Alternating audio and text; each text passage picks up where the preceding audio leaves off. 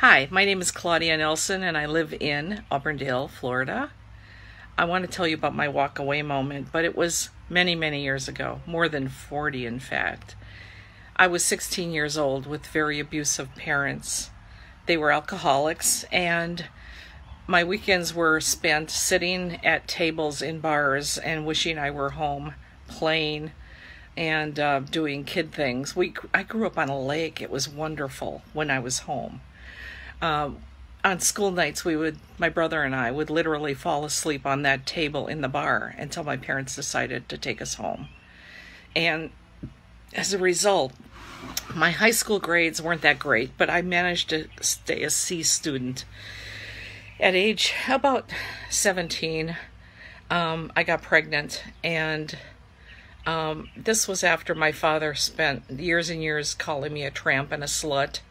And I got pregnant and knew that my dad would kill me if he found out. So one day when he held me against the wall by the throat and I almost passed out, and then he threw me into the bathtub and called me those names again, I calmly went into my room and took my little green suitcase my grandma had given me and packed a few of my things in it, and I walked away from that. I'll tell you what, that made me really strong. I almost sought an abortion, but I couldn't find any friends to go with me, and I became shunned at high school. By the way, I did finish high school, even though I wasn't living at home any longer. My boyfriend's parents took me in, which was very kind of them, even though his mother couldn't stand me. And I had our daughter, and she was a beautiful little girl. But by age, I would say 20, 21, I started to lose the love I had for him. He had cheated on me, and I really didn't like being married. And here I am, age 64, and never got married again.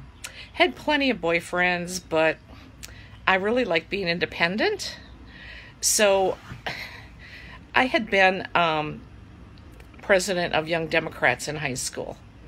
And the older I got, the more I started to realize that they weren't the same party my mother loved so much, the party of Kennedy.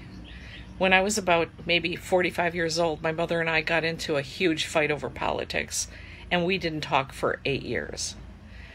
Then recently, when one of my nieces got married, we met up again, and I had gained so much weight by then she didn't know who I was. Menopause is a bitch, let me tell you. And I walked up to her and hugged her and told her we weren't going to do this anymore.